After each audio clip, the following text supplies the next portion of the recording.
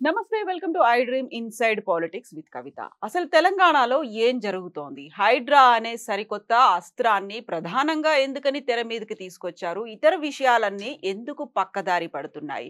ప్రతిపక్షాలు, ముఖ్యంగా BRS party ఎందుకు ఒక డైవర్షన్ పాలిటిక్స్ రేవంత్ సర్కార్ చేస్తోందని పదే పదే చెప్తోంది? ఇతర అంశాల గురించి ఎందుకని ప్రస్తావన రావట్లేదు? రేవంత్ సర్కార్ వాటి మీద ఎందుకు ఫోకస్ పెట్టట్లేదనేటువంటి ప్రధానమైనటువంటి ప్రశ్నలు వినిపిస్తున్నాయి. అసలు ఏం జరుగుతోంది? ఏం జరగాలి? మనతో పాటుగా ఉన్నారు పొలిటికల్ అనలిస్ట్ ప్రకాష్ గారు. ప్రకాష్ గారు, నమస్కారం అండి. సో తెలంగాణకి సంబంధించి హైడ్రా అనేది కేవలం ఒక డిజాస్టర్, అంటే చెరువుల్ని కాపాడడమే కాదు, డిజాస్టర్ మేనేజ్మెంట్ కూడా అనేది చెప్తోంది. భవిష్యత్ తరాల కోసం మన చెరువుల్ని కాపాడుకోవాలి. ఐడియా మంచిదే, ఎగ్జిక్యూషన్ ఎలా ఉంది? దానికి చుట్టూ ఎందుకని రాజకీయాలు జరుగుతున్నాయి? హైడ్రా ఇంట్రడ్యూస్ చేయడమే ఒక రాజకీయ దురుద్దేశం ఉంది అనేది నాకు వచ్చిన ఫీడ్బ్యాక్. ఒకవేళ ఒక మంచి పథకాన్ని ఒక రాంగ్ టైంలో ఇంట్రడ్యూస్ చేసి ఒక చెడ్డ పేరు తెచ్చుకున్నాడు కేసీఆర్. ఓటమి కూడా పాలయ్యాడు. అందులో అది పెద్ద పాత్ర ఉంది. దళిత బంధు ఒక మంచి స్కీమ్ అది. ఆయన దాన్ని ఎలక్షన్స్ ముందు ఇంట్రడ్యూస్ చేస్తే మళ్ళీ మూడోసారి ముఖ్యమంత్రి అయ్యేవాడు. ఆయన ఈటెల రాజేందర్ను కొట్టడం కోసం ఆ కాన్స్టిట్యున్సీలో ఫస్ట్ ప్రయోగాత్మకంగా ఇంట్రడ్యూస్ చేశాడు. అంతకంటే ముందు 1-2 వాసాల మరి ఇలాంటి ఊర్లో చేసినా కూడా అందరికీ తెలుసు అది రాజేందర్ కోసమే అక్కడ ఇంట్రడ్యూస్ చేశాడు. అది ఫెయిల్ అయిపోయింది. అది అర్థం చేసుకోవడంలో ప్రజలు విఫలమైనలు. ఉద్దేశం మాత్రం చాలా మంచిది. హైడ్రా కూడా అంతే. హైడ్రా అనేది మంచి ఉద్దేశం. కానీ దాన్ని కేసీఆర్ దళిత బంధు ఇంట్రడ్యూస్ చేసే ముందు చాలా ఎక్సైజ్ చేశాడు. బట్ హైడ్రా అనేది ఆయన అధికారులతోనే ఎక్సైజ్ చేశాడు. హైడ్రా అనేది మంచి స్కీమ్ అయినా కూడా దాని చరిత్రను అర్థం చేసుకోవడంలో రేవంత్ రెడ్డి ప్రభుత్వం విఫలమైంది. తర్వాత గతంలో జరిగిన ఈ ఆక్రమణలు ఏవైతున్నాయో అవి ఎట్లా జరిగినాయి, ఎందుకు జరిగినాయి, దానికి ఉన్న శాస్త్రీయ కోణం ఏంది, చారిత్రక కోణం ఏంది, ఏది కూడా ఆయన పట్టించుకోలేదు. తర్వాత ఎన్నో సంక్లిష్టతలతోని ఉన్న సబ్జెక్టును అకస్మాత్తుగా ఇంట్రడ్యూస్ చేశాడు. అయితే ఇది ఏంటంటే బాగా డిబేటబుల్ అంశం కానుండే. ఇంట్రడ్యూస్ చేసే ముందే కొన్ని వార్నింగ్స్ అవసరం ఉండే. ముందే ఒక బేస్ ఇయర్ ఏందనేది పెట్టుకోవాల్సి ఉండే. తర్వాత ఆక్రమణలలో ఏ మేరకు మనం ఇంటర్ఫియర్ కావాలనేది ఆలోచించాల్సి ఉండే. ఈ పేద ప్రజలు వేసుకున్న గుడిసెలు, తర్వాత వాళ్ళ గవర్నమెంట్ గతంలో ఇచ్చిన పట్టాలు, ఈ విషయాలన్నీ పట్టించుకోవాల్సి ఉండే. ఏది చేయకుండా రాత్రికి రాత్రి ఒక నాగార్జున లాంటి సెలబ్రిటీ ఇన్కన్వెన్షన్ కూల్చేస్తే అందరు భయపడతారన్న పద్ధతిలో అది జరిగింది. అది దీని వెనుక దురుద్దేశాలు ఒక 2-3 రకాలు నాకు కనబడుతుంది. నెంబర్ 1 ఏంటంటే, సిటీలో ఎమ్మెల్యేలు అందరూ ఆల్మోస్ట్ ఒక్క ఎమ్మెల్యే తప్ప, అంటే మజ్లిస్ వాళ్ళే 6 పోగా ఒకే ఒక ఎమ్మెల్యే ఇబ్రహీంపట్నంలో కాంగ్రెస్ గెలిచింది. మొత్తం ఔటర్ రింగ్ రోడ్ చుట్టూ, ఔటర్ రింగ్ రోడ్ లోపల అందరూ బీఆర్ఎస్ ఎమ్మెల్యేలు గెలిచింది బీజేపీ. ఇంతకుమించి ఆయన కాంగ్రెస్ పార్టీకి ప్రాతినిధ్యం వహిస్తున్న రేవంత్ రెడ్డి ఒక్కరిని కూడా గెలిపించుకోలేకపోయాడు సిటీలో. ఆ బీఆర్ఎస్ ఎమ్మెల్యేలను తన పార్టీలో విలీనం చేసుకుంటా అని అధిష్టానం దగ్గర ప్రామిస్ చేశాడు. ఎందుకు ఇట్లా నాగేందర్ లాంటి వాళ్ళు వచ్చినప్పుడు వాళ్ళు క్వశ్చన్ చేశారు, రిజైన్ చేయాలి కదా వాళ్ళు. ఎందుకంటే యాంటీ డిఫెక్షన్ చట్టం తెచ్చింది రాజీవ్ గాంధీ, దాన్ని ఇంప్లిమెంట్ చేస్తామని గట్టిగా చెప్పింది రాహుల్ గాంధీ, ప్రియాంక గాంధీ, సోనియా గాంధీ. బట్ వాళ్ళు పిలిచి అడిగినప్పుడు ఏమన్నారంటే 2/3 వచ్చేస్తారు, అందరు నాతో మాట్లాడుతున్నారు, 26 మంది వస్తారు అన్నాడు. 26 మందిలో సగం మంది కూడా రాలేదు. వచ్చిన వాళ్ళు కూడా మళ్ళీ వెనక్కిపోయే పరిస్థితి కనబడ్డది. వాళ్ళకేందంటే రూరల్లో ఈ బిల్లులు చెల్లించడం అనేది పెద్ద సమస్యగా ఉండే. సంజయ్ అయినా పోచారం అయినా ఓపెన్గానే చెప్పారు, మా బిల్లులన్నీ పెండింగ్ ఉన్నాయి. చాలా కాలం ఫైట్ చేసి లాస్ట్కు తప్పనిసరి సరెండర్ అయ్యారు వాళ్ళు. సిటీ ఎమ్మెల్యేలకి బిల్లుల గోల లేదు. ఎందుకంటే ఇక్కడ వర్క్స్ అన్ని త్రూ జిహెచ్ఎంసీ, హెచ్ఎండిఏ ఇట్లా జరుగుతాయి.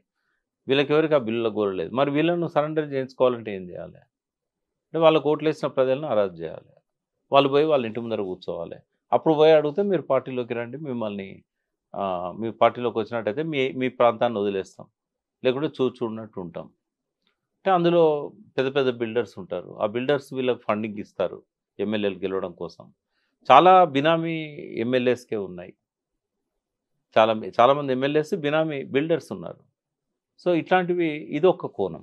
ఇది ఒకవేళ ఇదే నిజం అవుతే అక్కడ ఉన్నటువంటి ఒరిజినల్ సమస్యని పక్కదారి పట్టించినట్టే కదా. ఇప్పుడు చెరువుల మీద ఫోకస్ అనేది ఉంది. అక్కడ డిజాస్టర్ మేనేజ్మెంట్ చేయాలి అంటే అది కాదు కదా అసలు ఉద్దేశం మరి. అది అది కాదు. బట్ ఏం ఏం జరుగుతుందనేది చెప్తాను.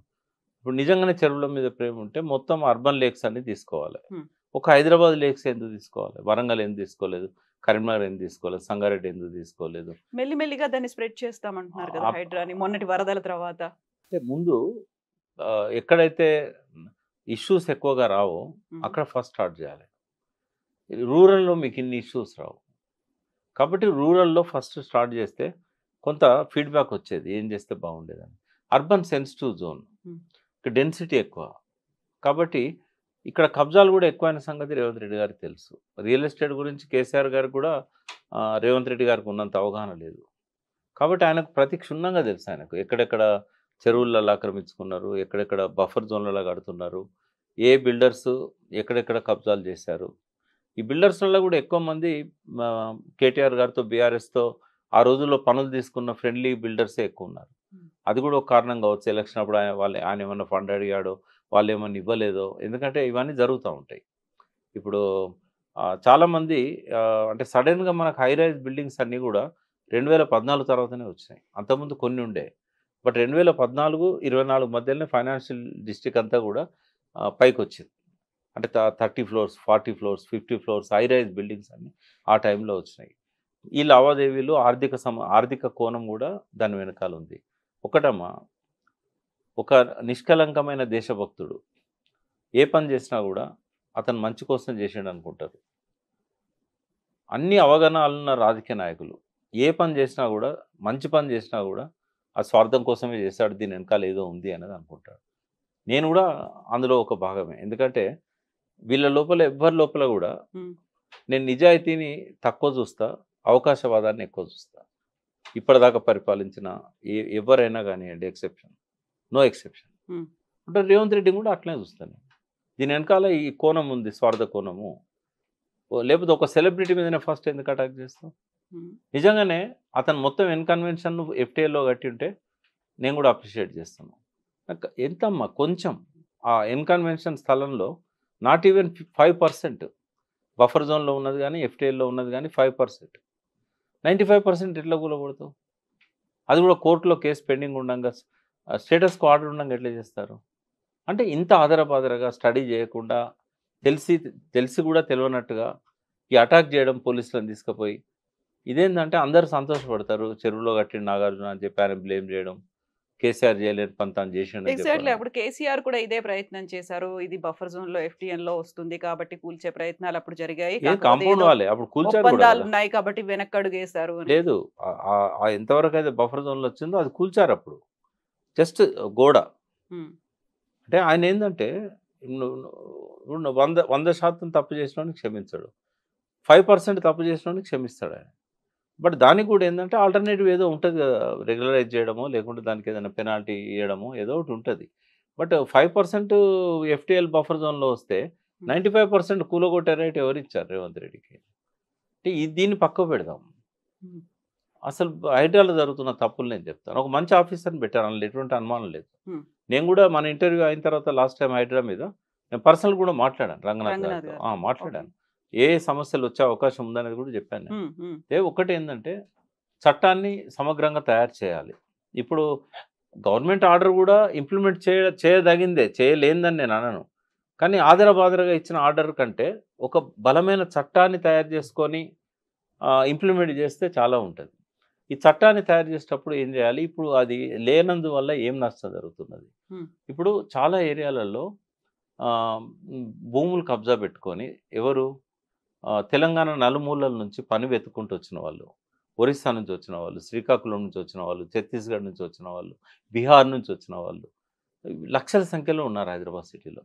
వీళ్ళంతా బస్తీలు ఏర్పాటు చేసుకున్నారు. హ్మ్. ఈ బస్తీలు ఏర్పాటు చేసుకోవడం అనేది నిజాం కాలం నుంచి జరుగుతూ వచ్చింది. ఇప్పుడు దాదాపుగా 2000 పైన బస్తీలున్నాయి. చాలా వరకు నాలాల మీదనో, ఎఫ్టీఎల్ లోపలనో, లేకుంటే బఫర్ జోన్‌లలో కట్టుకున్న ఇవి ఉంటాయి. మెల్లమెల్ల ఏం చేశారు వాళ్ళు? వాటర్ కనెక్షన్ ఎందుకంటే ఆడ ఎలక్షన్‌ల కోసం నాయకులు పోతారు కదా! ఫస్ట్ నాయకుడు ఏం చేస్తాడు? వాళ్ళందరినీ ఓటర్ లిస్ట్‌లో ఎన్రోల్ చేస్తాడు. ఓటర్ లిస్ట్లో వచ్చిన తర్వాత వానికి ఆధార్ కార్డు వస్తుంది. ఆధార్ కార్డు ఆధారంగా పాన్ కార్డు తీసుకుంటాడు. తర్వాత ఎలక్ట్రిసిటీ కనెక్షన్ తీసుకుంటాడు. తర్వాత డ్రైనేజ్ తీసుకుంటాడు. ఆ ఎమ్మెల్యేనే వేస్తాడు. ఎందుకంటే వాస్తవంగా ఓట్లు బంగ్లాలో ఉన్న వాళ్ళు తక్కువగా వేస్తారు. 100 మందిలో 5గురు వేస్తారు బంగ్లాలో ఉన్న వాళ్ళు. బస్తీలో ఉన్న వాళ్ళు 100కు 95 మంది వేస్తారు. హైదరాబాద్ సిటీలో ఆ 35% నుంచి 50%, 55 దాకా ఓటింగ్ శాతం పోద్దంటే అది కేవలం బస్తీలలో వాళ్ళది ఎక్కువ. మీరు బంజారా హిల్స్ బూతులు చూడండి. ఇది బంజారా హిల్స్ ఎట్లున్నది? Up and down. వ్యాలీ ఉంది, హిల్ ఉంది. హిల్లో ఉన్న వాళ్ళు ఎన్నడూ లైన్లోకి వచ్చి ఓట్లేరు. సెలబ్రిటీలు కేవలం ఏంటంటే జనం దృష్టి వాళ్ళ మీద ఉంటుంది కాబట్టి చిరంజీవి గారో లేకుంటే వెంకటేష్ గారో వీళ్ళంతా వస్తారు, వాళ్ళని చూపెడతారు మనం. బట్ వాళ్ళు తప్ప ఎప్పుడన్నా మనము సత్యం రామలింగరాజు పోలింగ్ బూత్లో వచ్చి ఓటేసి చూపెట్టినామా? లేకుంటే మెగా కృష్ణారెడ్డి గారు ఆయన వైఫ్ పోలింగ్ బూత్లో నిలబడి ఓట్లేసి మనం చూపెట్టామా? ఎప్పుడు చూపెట్టలేదా మనం? ఎవరు రారు. యూజువల్గా ప్రతిసారి లెక్కల్లో కనిపించేది కూడా ఇదే కదా. అసెంబ్లీ ఎన్నికలు కావచ్చు, పార్లమెంట్ ఎన్నికల్లో మిగతా చోట్ల కంటే జూబ్లీ హిల్స్ లో చాలా తక్కువ నమోదవుతుంది. Less than 50%. అది కూడా కింద లోయర్లలో ఉన్న బస్తీలు. ఒక్కొక్క బిల్డింగ్ వెనకాల 50 కుటుంబాలు ఉంటాయి డౌన్లో. గుట్ట మీద ఉన్న వాళ్ళని చూస్తున్నాం మనం. గుట్ట కింద ఉన్న వాళ్ళు ఓటేసేది. ఆ బూతులనే పర్సెంటేజ్ 80% అవుతుంది. వీళ్ళ ఓట్ల కోసం నాయకులు ఏం చేస్తారంటే అన్నీ వాళ్ళ కోసం చేస్తారు. డ్రైనేజీ, ఎలక్ట్రిసిటీ, ఇవి అవి అన్నీ. లాస్ట్కి ఏం చేస్తారంటే ముఖ్యమంత్రి దగ్గర పోయి పట్టాలు కూడా ఇప్పిస్తారు వాళ్ళకి. మరి ఇవన్నీ ఇట్లా పట్టాలు ఇచ్చినాయి కదా ఈ చెరువులలో. అల్వాల్ చెరువులో పట్టాలు ఇచ్చారు. అన్ని చెరువులు సిటీలలో చుట్టూ ఎన్ని చెరువులు అవుతున్నాయో అన్నిట్లో పట్టాలు ఇచ్చారు. ఇప్పుడు అక్కడ ఒక అపార్ట్మెంట్ వస్తే మనకు బహుళ అంతస్తుల భవనం కాబట్టి టక్కన మనం క్యాచ్ చేస్తాం. కానీ అక్కడున్న స్లమ్స్, ఎన్నో స్లమ్స్ చెరువులలో పడ్డాయి. 800 చెరువులమ్మా. ఇప్పుడు 180 ఉన్నాయి, 185 ఉన్నాయి. 185 మనం నోటిఫై చేయడానికి వీలుగా ఉన్నాయి. టీఆర్ఎస్ గవర్నమెంట్ ఉన్నప్పుడు అందులో 52 చెరువులు నోటిఫై చేసింది. మిగతా ఎందుకు చేయలేదు అని అంటే అక్కడ కొన్ని రెవెన్యూ ఇష్యూస్ ఉన్నాయి. అంటే ఫస్ట్ రేవంత్ రెడ్డి గారు అర్థం చేసుకోవాల్సింది ఎంటైర్ భారతదేశం different, Telangana different revenue loss. ఎందుకంటే రవి అస్తమించని బ్రిటిష్ సామ్రాజ్యం తెలంగాణ బయట ఉంది. తెలంగాణలో ఎన్నడూ రవి అస్తమించని బ్రిటిష్ సామ్రాజ్యవాదులు తెలంగాణను పరిపాలన చేయలే. వాళ్ళు ఓన్లీ 3 విషయాలలో నిజాంతో అండర్స్టాండింగ్ పెట్టుకున్నారు. ఒకటి ఎక్స్టర్నల్ అఫేర్స్, అంటే యునైటెడ్ నేషన్స్ కానీ వేరే దేశాలతో కానీ విదేశీ వ్యవహారాలు. రెండవది రక్షణ. మూడవది కమ్యూనికేషన్స్. ఈ మూడిట్లో రెవెన్యూ లేదు కదా. రెవెన్యూ మీద ఎవరికి ఉండే పట్టు? మొత్తం నిజాంకే. 224 సంవత్సరాలు వాళ్ళు అనేక రకాల పట్టాలు ఇచ్చారు. ఇనామ్స్ అని, తర్వాత రకరకాల జాగీర్లని, కొంతమందికి సంస్థానాలు ఇచ్చేశారు. ఆ పట్టాలు ఇచ్చే క్రమంలో మొత్తం విలేజ్ మొత్తం వాళ్ళకి రాసిస్తారు. అందులో ఎన్ని చెరువులున్నా, ఎన్ని కొండలున్నా, గుట్టలున్నా, గ్రానైట్ గనులున్నా అవన్నీ కూడా వాళ్ళే పట్టదారులే. ఎక్కడ లేదు ఇట్లా. బ్రిటిష్ వాళ్ళ పీరియడ్లో వాటర్ బాడీస్కి అది గవర్నమెంట్ కింద డిక్లేర్ చేశారు, హిల్స్ని గవర్నమెంట్ కింద డిక్లేర్ చేశారు. కానీ తెలంగాణలో అట్లా లేవు. కాబట్టి ఫస్ట్ ఆ చరిత్రను అర్థం చేసుకోవాలి. దాదాపు 90% చెరువులలో ఉన్న భూములు రైతుల పట్టా భూములు. అయితే చెరువులో పట్టా భూమి ఉన్నప్పుడు కన్స్ట్రక్షన్ చేయకూడదు అనేది ఫస్ట్ టైం సుప్రీంకోర్టు ఇచ్చిన జడ్జిమెంట్ ద్వారా, వాళ్ళు ఇచ్చిన కొన్ని గైడ్ లైన్స్ ద్వారా అమల్లోకి వచ్చింది. అది 90sలో.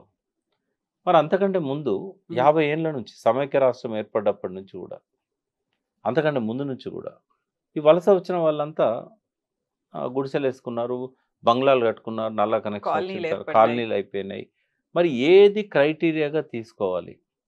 ఇప్పుడు చెరువుల్లో నీళ్ళున్నా కూడా ఇది పట్టాభూమి అని చెప్పి హైకోర్టు డైరెక్షన్ ఇచ్చింది, పర్మిషన్ ఇవ్వమని. బతుకమ్మ కుంట అట్లే మాయమైంది. నేను ఫస్ట్ టైం హైదరాబాద్ 78లో నేను ఇక్కడ ఉన్నాను. 78లో బతుకమ్మ కుంట మీదకి వెళ్ళి పోయేటోను. నేను పోయేటప్పుడు నీళ్ళు ఉండేది, చాకలి వాళ్ళు బట్టలు ఉతికేవాళ్ళు. బతుకమ్మ పండుగ వచ్చేదంటే అక్కడ పండుగ జరిగేది 9 రోజులు. మరి ఆ బతుకమ్మ కుంటలో బిల్డింగ్స్ ఎట్లా వచ్చినాయి అంటే కోర్ట్ డైరెక్షన్. చాలామంది ఫైట్ చేశారు అప్పుడు.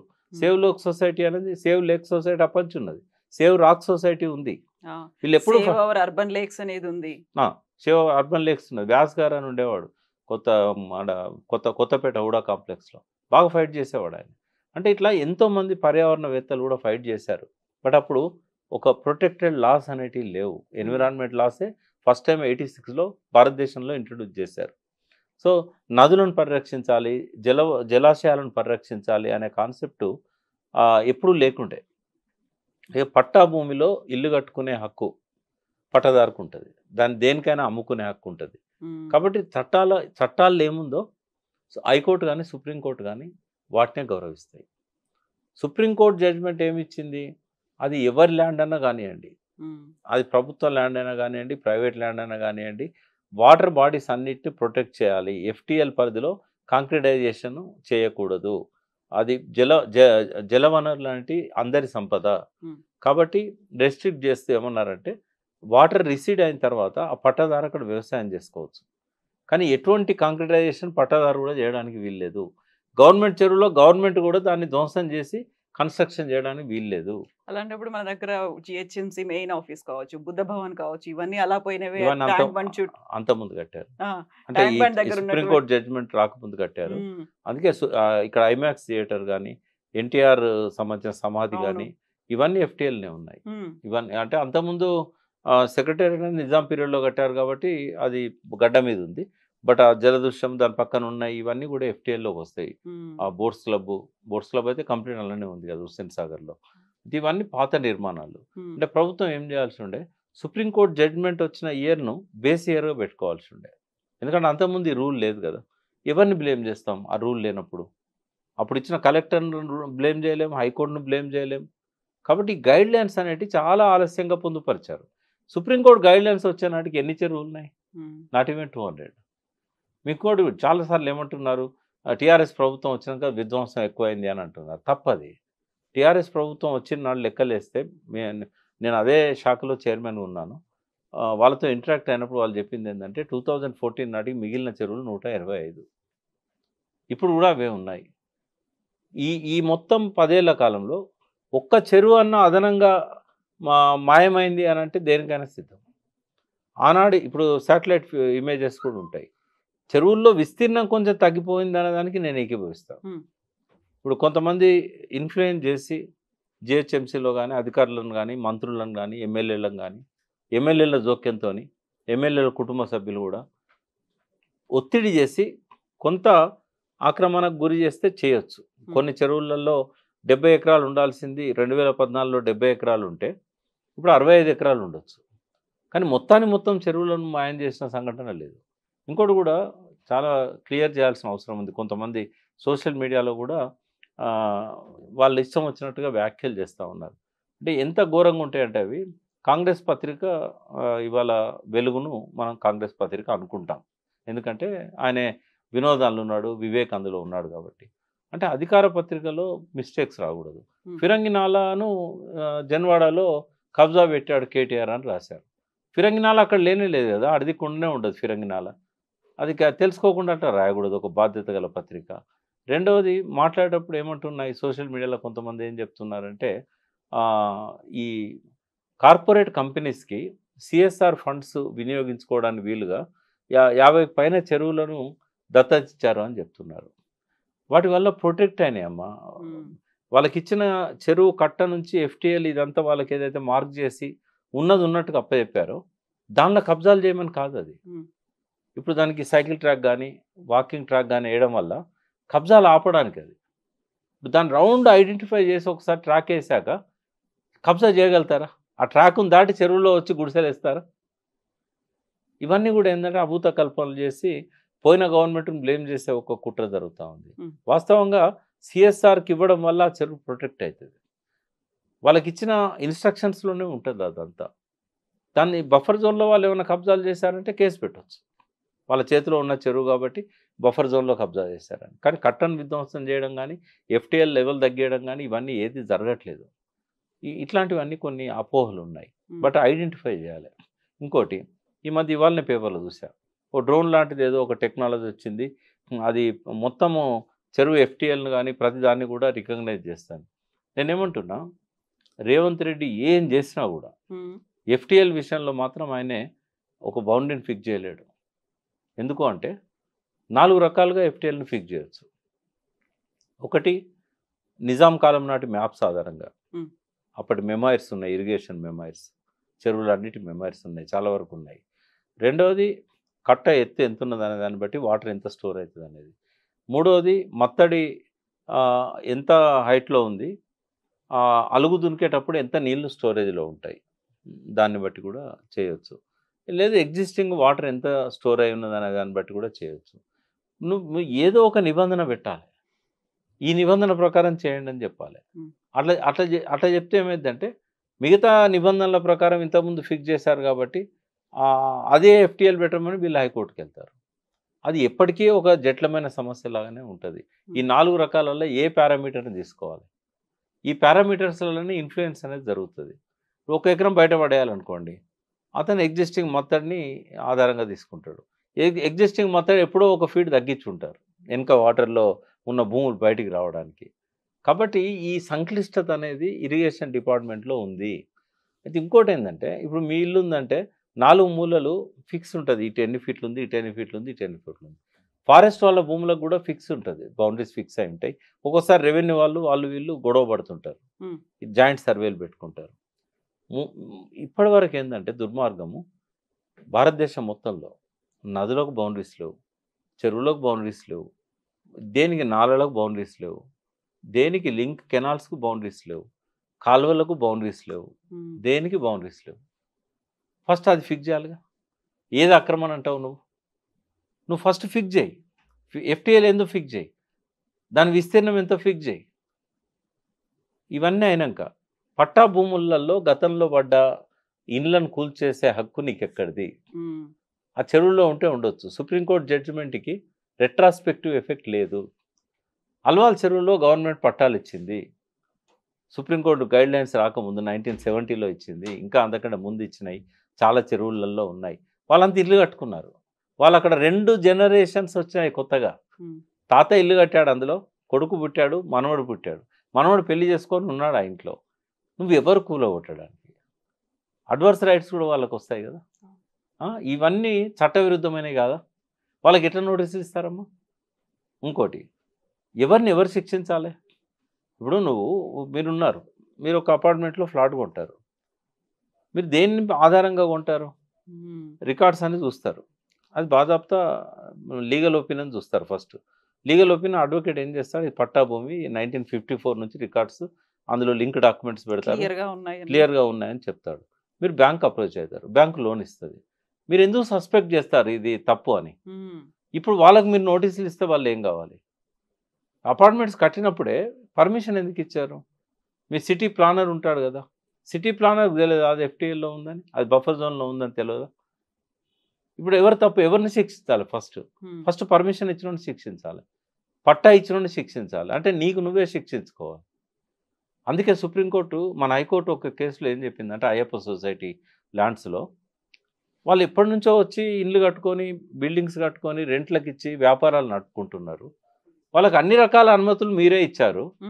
ఇవాళ అది ట్రస్ట్ ప్రాపర్టీ, అది కట్టుకోవడానికి లేదా కొనుక్కోవడానికి లేదని అంటే మరి ఇన్ని రోజులు మీరు ఎందుకు నిద్రపోయారు? తప్పు వాళ్ళది ఎట్లయితే కాంట్రిబ్యూటరీ నెగ్లిజెన్స్ మీది కూడా ఉంది కదా. వాళ్ళకి తెలుసా ఇది ట్రస్ట్ ప్రాపర్టీ అని? తెలియాల్సింది రెవెన్యూ వాళ్ళకి. వాళ్ళు ఎట్లా అనుమతి ఇచ్చారు? ఇన్ని అనుమతులు ఎట్లా వచ్చినాయి వాళ్ళకి? కాబట్టి మీరు ఇప్పుడు ఏం చేయలేరు, కట్ ఆఫ్ డేట్ పెట్టండి. ఈ జడ్జిమెంట్ ఇచ్చే డేటే కట్ ఆఫ్ డేట్. జడ్జిమెంట్ ఇచ్చే నాటికి ఏవైతే బంగ్లాలు ఉన్నాయో అన్ని రెగ్యులరైజ్ చేయండి అని చెప్పేసింది కోర్టు. దాన్ని ఆధారం చేసుకొని మళ్ళీ మ్యానిపులేషన్స్ ఇవన్నీ తర్వాత జరిగినాయి, అది వేరు విషయం. కాబట్టి ఒక హ్యూమన్ ఫేస్ అనేది ప్రజాస్వామ్యంలో ప్రభుత్వాలకు ఉండాలి. మానవీయ విలువలు లేని సర్కార్ అది ప్రజాస్వామ్య సర్కార్ కాదు. హైడ్రాలో మానవీయ విలువలు లోపించినాయి. మంచి మనిషే రంగనాథ్ గారు, రేవంత్ రెడ్డి గారు కూడా మంచి ఇంటెన్షన్తోనే పెట్టొచ్చు. బట్ ఇన్ని లోపాలతో పెడితే దాని హ్యూమన్ ఫేస్ ఉన్నట్టు కాదు కదా. ఇప్పుడు ప్రజాస్వామ్యంలో ప్రజలకు ఉపయోగపడే విధంగా చట్టాలు చేయాలి, ప్రజలకు ఉపయోగపడే విధంగా జీవోలు చేయాలి. ప్రజల చేత, ప్రజల వల్ల, ప్రజలచే పరిపాలించబడే వ్యవస్థను ప్రజాస్వామ్యం అంటారు కదా. మరి ప్రజలను ఇబ్బంది పెట్టడానికి రూల్స్ను అడ్డం పెట్టడం అనేది అది ఎట్లా ప్రజాస్వామ్యం అవుతుంది? రూల్ బాగాలేకపోతే రూల్ను మార్చగాని ప్రజలను శిక్షించొద్దు. ప్రజల కోసం రూల్స్ ఉన్నాయి, రూల్స్ కోసం ప్రజలు లేరు. నువ్వు ఆ రూల్ని ఇంప్లిమెంట్ చేయడంలో పొరపాటు అయినప్పుడు రూల్ను సరిదిద్దుకోవాలి. దానికి ఏదో ఒక ఆల్టర్నేట్ కంపెన్సేషన్ అనేది అవసరం. ఇప్పుడు ఎన్ కన్వెన్షన్ కూలగొట్టారు, కూలగొట్టి ఆ 6 మీటర్లను ఏం చేస్తారమ్మా? పోనీ ఆడేమన్నా వ్యవసాయం ఉందా? అంతవరకు 6 మీటర్ల వరకు వాటర్ బాడీని ప్రొటెక్ట్ చేయాలి. మరి మొత్తం ఎన్కన్వెన్షన్ ఎందుకు కూలగొట్టాలి? వెతికి ఎందుకు సెలబ్రిటీలై పొలిటీషియన్లై ఎందుకు చేయాలా? బస్తీలను ఎందుకు టచ్ చేస్తున్నారు? బస్తీలు ఒకవేళ నీళ్ళల్లో కట్టుకున్నా కూడా వాళ్ళకి ఆల్టర్నేటివ్ బిల్డింగ్స్ కట్టి వాళ్ళని షిఫ్ట్ చేసి అప్పుడు ఆ చెరువును రివైవ్ చేయి. నేను చెరువులు రివైవ్ చేయడానికి మొదటి నుంచి పట్టుబడుతున్న వ్యక్తిని నేను. ఇవాళ ఆల్ ఇండియాలో ఐపీఆర్బీసీ అనే సంస్థ చైర్మన్. అంటే వర్షాధార నదుల జలాశయాల పరిరక్షణ కోసం అది పెట్టుకున్నాం ఆ సంఘం. మేధా పట్కర్ గారు కూడా మాతో అసోసియేట్. అట్లే రాజేందర్ సింగ్ గారు కూడా మాతో అసోసియేట్. నేను దేశమంతా ఆర్గనైజ్ చేస్తున్నాను నదులను జలాశయాలను పరిరక్షించడానికి. బట్ వీళ్ళ దగ్గర ఈ విచక్షణ లేదనే దాని మీద ఆవేదన ఉంది. బట్ ఆ ఇంటెన్షన్ మంచిదే. ఈ తెలంగాణ అంతటికి వర్తించే విధంగా చేయండి. ఆ చెరువులు అన్నప్పుడు అర్బన్ రూరల్ అనేది కాదు, టోటల్ ఏ చెరువు అయినా కూడా సుప్రీంకోర్టు జడ్జిమెంట్ వచ్చిన డేట్ను బేస్ ఇయర్గా పెట్టుకోవాలి. అంతకుముందు ఏవైతే జరిగినాయో వాటిని రాటిఫై చేయాలి. వాటిని రాటిఫై చేయడానికి మీరు ఎవరు పట్టాభూములలో వాళ్ళు ఇచ్చేశారు. కాబట్టి కొంతమంది చెరువుల మీదనే పనిచేసే వాళ్ళు ఉన్నారు. వాళ్ళని కూర్చోబెట్టుకోవాలి. వాళ్ళతో ఇష్యూస్ ఎట్లున్నాయి, ఏంది ప్రాబ్లమ్స్ ఏంటి. ఇప్పుడు నెక్టంపూర్ లేక్ మీద మధులిక అని ఆమె రాజస్థాన్ నుంచి వచ్చి ఇక్కడ పనిచేస్తూ ఉన్నది. మధులికతో కూర్చోబెట్టండి చేయాలి. ఆమె కూడా ఆ చెరువును ఎఫ్టీఎల్ పరిరక్షించడానికి ఓవైసీ వాళ్ళకి సంబంధించిన వాళ్ళు ఎవరో అడ్డుపడితే ప్రభుత్వం ఏం చేయలేకపోయింది. ఆమె ఎన్నిసార్లు మొరబెట్టుకున్నదో, నా దగ్గరకు వచ్చింది, కలెక్టర్ దగ్గర పోయింది, ఎవరి దగ్గర పోయినా కూడా వాళ్ళతో పెట్టుకోలేమమ్మా మేము అని చెప్పేసి లాస్ట్ వాళ్ళ కబ్జానే ఉంది. నెక్టంపూర్ లేక్లో ఒక చిన్న పార్ట్ ఎఫ్టీఎల్ లోపల. అంటే ఇట్లా ఎంతోమంది జస్విన్ అనే ఒక ఆమె, జయరత్ ఏదో పేరుంది, ఆమె కూడా మిడిల్ ఏజ్ స్టార్ట్ చేస్తున్నారు. ఇట్లా వాళ్ళకి సపోర్ట్ ఇవ్వాలి, వాళ్ళని స్ట్రెంథెన్ చేయాలి, వాళ్ళతో కూర్చొని మాట్లాడుకోవాలి ఏమేమి ఇష్యూస్ ఉన్నాయి అనేది. అటువంటి సంస్థలకు అప్పచెప్పాలి వాటిని. సిఎస్ఆర్ వాళ్ళు చేసేదాన్ని కూడా ఇటువంటి వాళ్ళతో సోషల్ ఆడిటింగ్ చేయించాలి. ఇప్పుడు సిఎస్ఆర్కి ఇచ్చినంత మాత్రాన అది కబ్జాలకు గురి కావడానికి వీల్లేదు. ఇప్పుడు అందరు ఆరోపణలు చేస్తున్నారు, కేటీఆర్ ఇంతమందికి అప్పచెప్పేశాడు, వాళ్ళంతా కబ్జాలు చేస్తున్నారు, బిల్డింగ్లు కడుతున్నారని. అది సోషల్ ఆడిటింగ్ చేయాలి. వాళ్ళు నిజంగానే ఇన్స్ట్రక్షన్స్ ప్రకారం ఆ బౌండరీలో ఫిక్స్ అయి ఉన్నారా, వాళ్ళకి నిజంగానే వైలేట్ చేసి కడుతున్నారా, ఇటువంటి వాళ్ళతో సోషల్ ఆడిటింగ్ చేయించాలి. ఎన్జిఓస్ను దీనిలో ఇన్వాల్వ్ చేయాలి. ఏ ఎక్సర్సైజ్ లేకుండా స్టార్ట్ చేశారు హైడ్రా. ఒకవేళ రేవంత్ రెడ్డి గారు కనుక పునరాలోచించుకొని ఇప్పుడు చట్టం చేసే ముందు, ఈ విధి విధానాలు నిర్ణయించే ముందు, ఈ హైదరాబాద్ చరిత్రను, వెనుకటి భూముల చరిత్రను, సుప్రీంకోర్టు గైడ్ లైన్స్ని, ఆ మధ్యకాలంలో 40 ఏళ్ళు జరిగిన ఎంక్రోచ్మెంట్స్ని, పట్టాలు ఇచ్చినప్పుడు ఈ చెరువులలో పట్టాలు ఇచ్చిన సర్కారు యొక్క నిర్ణయాలను గౌరవిస్తూ, లేదా వాళ్ళని రీప్లేస్ చేయడానికి వాళ్లకు బాంబే తరహాలో బహుళ అంతస్తుల భవనాలు కట్టి రాజీవ్ స్వగృహలాగా అట్లా వాళ్ళని అందులోంచి రీలొకేట్ చేసి ఆ జలాశయాలను కాపాడే విధంగా ప్లాన్ చేసుకున్నట్టయితే తప్పకుండా ఆయన నేను అప్రిషియేట్ చేస్తా, ఈ నిర్ణయాన్ని స్వాగతిస్తా. ఇందులో దురుద్దేశం లేదని ఒప్పుకుంటా. బట్ అది ఆ రోజు ఎప్పుడు వస్తుందో చూడాలి. టైం పడుతుంది. Thank you so much Prakash గారు. Thank you.